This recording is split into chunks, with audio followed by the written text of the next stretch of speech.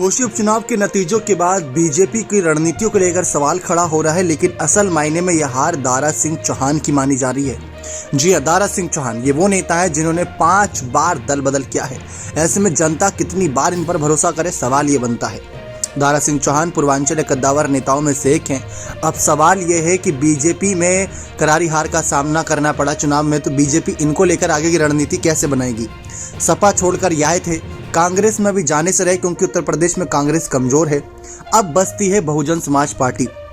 क्या उसी पार्टी में वापसी करेंगे जिससे राजनीति का सफर इन्होंने शुरू किया था। दारा सिंह ने अपनी राजनीतिक सफर की शुरुआत बसपा से की थी। सबसे पहले बसपा ने 1996 में उन्हें राज्यसभा भेजा। हालांकि कार्यकाल पूरा होते होते वे सपा में शामिल हो गए। इसके बाद 2000 में वो सपा से राज्यसभा सांसद बने, लेकिन 2007 के विधानसभा चुनाव से पहले फिर से बसपा में शामिल हो गए क्योंकि उनको पता था मायावती की सरकार आने वाली है। फिर 2009 में बसपा के टिकट से घोषित सीट से लोकसभा चुनाव लड़ा और जीत भी हासिल करी। जी हाँ, पहली बार सांसद भी इसी बसपा से ही बने। 2014 में केंद्र में बीजेपी की सरकार बनी तो अगले साल भगवा पार्टी में शामिल हो गए। लेकिन इस बीच देखा जाए तो बसपा ने इनको काफ़ी जिम्मेदारियां दी थी। एक साथ स्वामी प्रसाद मौर्य के साथ काम करा था इन्होंने, काफ़ी वक्त तक एक साथ बिताया। बसपा ने इन पर काफ़ी भरोसा जताया था, लेकिन इस भरोसे को उन्होंने तोड़ दिया, एक नहीं 2 बार। जैसा कि आपको बताया कि पहले भी 2007 से पहले शामिल हुए, फिर 2009 में अलग हो गए। उससे पहले भी जब 1996 में थे 2000 में अलग हो गए थे। तो ये बसपा से आवाजाही का खेल जारी था। 2014 में केंद्र में बीजेपी की सरकार बनी तो अगले साल भगवा पार्टी में शामिल हो गए। बीजेपी ने उन्हें पिछड़ी जाति प्रकोष्ठ का राष्ट्रीय अध्यक्ष बना दिया। दारा सिंह ने 2017 के विधानसभा का चुनाव बीजेपी के टिकट पर लड़ा। योगी कैबिनेट में मंत्री बने, लेकिन एक बार फिर उन्होंने पलटी मारी और 2022 के विधानसभा चुनाव से ठीक पहले बीजेपी पर उपेक्षा का आरोप लगाते हुए इस्तीफा दे दिया और सपा में शामिल हो गए।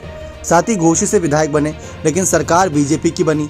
ऐसे में जुलाई 2023 में फिर उनका मन बदला और सपा से इस्तीफा देकर एक बार फिर बीजेपी ज्वाइन कर ली। 3 दशक के अपने राजनीतिक करियर में ज्यादातर समय सत्ता के करीब रहे हैं। लेकिन अब सवाल यह है कि बीजेपी उनको क्या जिम्मेदारी देगी। घोषी में देखा जाए तो इस समय बसपा का सांसद है, तो घोषी में बसपा इतनी आसानी से हार का तो सामना खैर करने से रही क्योंकि अच्छी खासी पकड़ वहां पर है उनकी।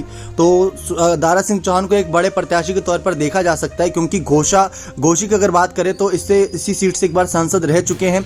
साथ ही साथ 2014 की बात करें तो दूसरे नंबर पर रहे थे दारा सिंह चौहान, 2,33,000 वोट पाकर वहां पर 1,46,000 वोटों से हार गए थे।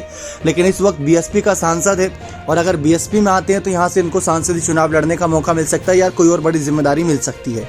तो सवाल यह है कि क्या एक बार फिर से दारा सिंह चौहान पलटी मारेंगे या इस बार कुछ वक्त के लिए बीजेपी के साथ बने रहेंगे जब तक बीजेपी ने कोई अगली जिम्मेदारी नहीं दे देती या दे देती है। तो देखते हैं क्या रहेगा दारा सिंह चौहान का फैसला।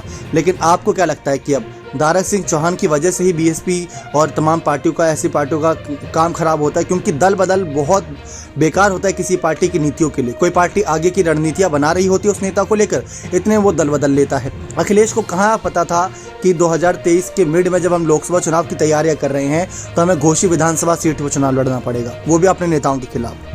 बने रहे चैनल के साथ। बहुत बहुत धन्यवाद।